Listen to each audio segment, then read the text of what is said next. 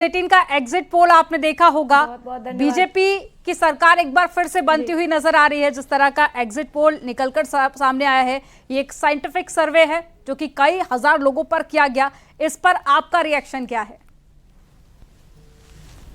सर्वप्रथम मैं न्यूज़ 18 को बहुत बहुत धन्यवाद देना चाहती हूँ और मैं यह कहना चाहती हूँ कि इसमें किसी प्रकार की अतिशयोक्ति नहीं है, किसी प्रकार का मुझे सरप्राइज एलिमेंट नहीं लग रहा है, क्योंकि आदरणीय प्रधानमंत्री श्री नरेंद्र मोदी जी सबके दिलों पर जो है मुझे लगता है कि एक तरह से छाप छोड़ चुके हैं। और तिबारा प्रधानमंत्री में तो डे वन जिस दिन इलेक्शन घोषित हुआ है उस दिन हमारी पार्टी का संकल्प तो है ही, परंतु अपर्णा यादव ने विशेषकर सभी चैनलों से यह कहा था कि तिबारा प्रधानमंत्री के रूप में मेरा यह संकल्प है और हम सभी जितने बीजेपी के लोग हैं हमारा सबका संकल्प यही था कि हम प्रधानमंत्री जी को तिबारा प्रधानमंत्री जी का जो है यह संकल्प लेंगे और यह 4 जून को पूरा दिखेगा हमें जी। और आप लोगों के पोल के लिए मैं बहुत हृदय से साधुवाद करती हूँ, हृदय से धन्यवाद देती हूँ कि यह साइंटिफिक जो आपने यह सर्वे किया है, यह लगता है कि जो जन जन का विश्वास है हमारे प्रधानमंत्री जी के साथ यह उसी को परिलक्षित करता है जी। अपर्णा जी, जब आप बीजेपी में शामिल हुई थी उस वक्त हमने देखा कि समाजवादी पार्टी के कार्यकर्ता हो या फिर नेता हो, उनकी तरफ से कई बातें भी कही गई थी, सवाल भी उठाए गए। लेकिन अब आप बीजेपी में हैं, अब लोकसभा का इलेक्शन है, 4 तारीख को नतीजे आ जाएंगे। उसके बाद में अपर्णा यादव खुद को पार्टी में कहां देखती हैं?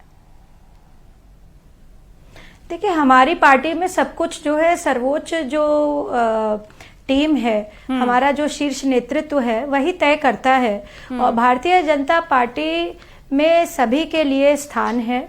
मैं समझती हूँ कि अपर्णा यादव को पार्टी जो है अपनी तरह से जहाँ भी एसिमिलेट करना चाहेगी, मैं पार्टी के साथ खड़ी हूँ। पार्टी ने जहाँ भी मुझे इस बार भी राजनीतिक रूप से जहाँ भी भेजा, जो भी कहा मैंने किया है और मैं पार्टी के साथ जो है पूरे तन मन धन के साथ जुड़ी हुई हूँ जी। लेकिन अपर्णा जी, कुछ भी कहे, इस मेगा एग्जिट पोल को लेकर विपक्ष के भी कई नेताओं से हमारी बात हुई, समाजवादी पार्टी के कई सारे पॉलिटिशियन से हमने जब इसको लेकर पूछा तो उन्होंने मानने से इनकार कर दिया। उन्होंने कहा कि नहीं, यह आंकड़ा गलत है और 4 तारीख को जब नतीजे आएंगे तो इंडी गठबंधन की सरकार बनेगी। देखिए, पार्टी इंडी गठबंधन हमेशा मुझे लगता है कि पप्पू मेकिंग पे ज्यादा जो है फोकस करती रही है और आदरणीय प्रधानमंत्री श्री नरेंद्र मोदी जी ने जितनी बातें मैनिफेस्टो में कही है उसको डिट्टो करने का काम किया है। जिस भी प्रदेश में भारतीय जनता पार्टी की सरकारें हैं उसमें आप देखेंगे, आप एक वरिष्ठ पत्रकार हैं, आपके पास पूरा सर्वे टीम है, लोकतंत्र का सबसे इम्पोर्टेंट स्तंभ है पत्रकार। तो मैं समझती हूँ कि सबको यह पता है कि जितनी बातें हमने कही, हमने न किसी जाति के धर्म पर, न किसी लिंग के आधार पर, ना हमने धर्म के आधार पर जो है भेदभाव किया, ना प्रधानमंत्री आवास योजना, ना हमने इज्जत घर देने में किसी तरीके का भेदभाव दिया, ना हमने जो है प्रधानमंत्री जो जनधन खाते हैं उनमें करा, ना हमने जो भी सेंट्रल गवर्नमेंट की स्कीम्स चल रही हैं, आयुष्मान कार्ड बंटने में किसी तरीके का भेदभाव कहीं नहीं किया गया है।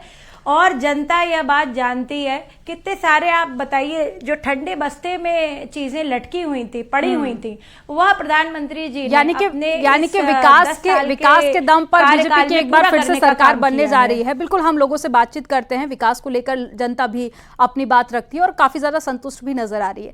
लेकिन उत्तर प्रदेश में 2 लड़कों की जोड़ी थी, आपने बस एक ही लड़के का जिक्र किया।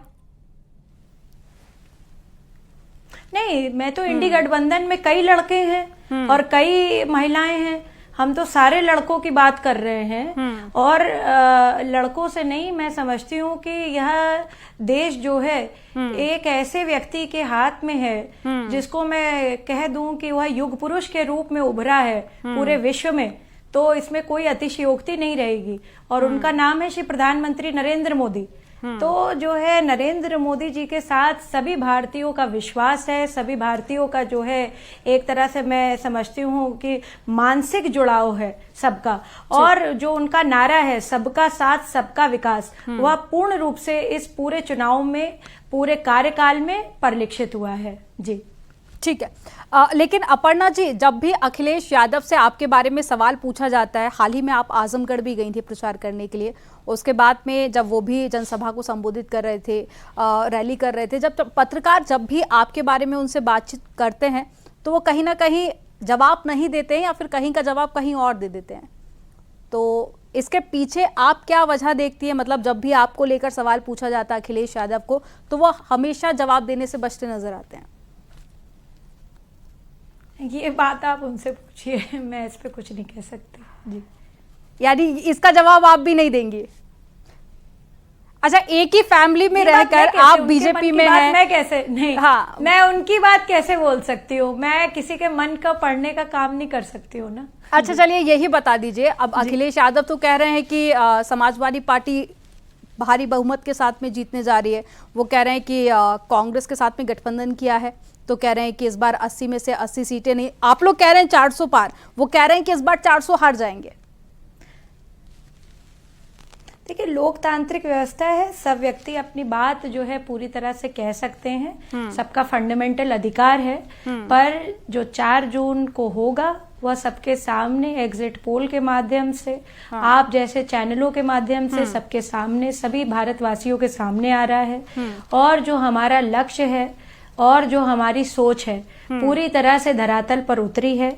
आदरणीय योगी जी ने भी यहाँ पर मुख्यमंत्री के होने के साथ साथ प्रधानमंत्री जी का विजन, सम्मान और सुरक्षा का विजन पूरे उत्तर प्रदेश में लागू किया है। और मैं समझती हूँ कि प्रधानमंत्री जी नरेंद्र मोदी जी तिबारा प्रधानमंत्री बनने जा रहे हैं, इसमें किसी भी प्रकार का डाउटफुलनेस नहीं है, किसी भी प्रकार की अतिशयोक्ति नहीं है जी। ठीक है, ठीक है। तो अभी 4 जून का हमको इंतजार करना होगा, लेकिन जो एग्जिट पोल में नतीजे आए हैं या जो सर्वे में सामने आया उसमें बीजेपी की सरकार बनती हुई नजर आ रही है। हमारे साथ में जुड़ने के लिए अपर्णा जी बहुत शुक्रिया आपका।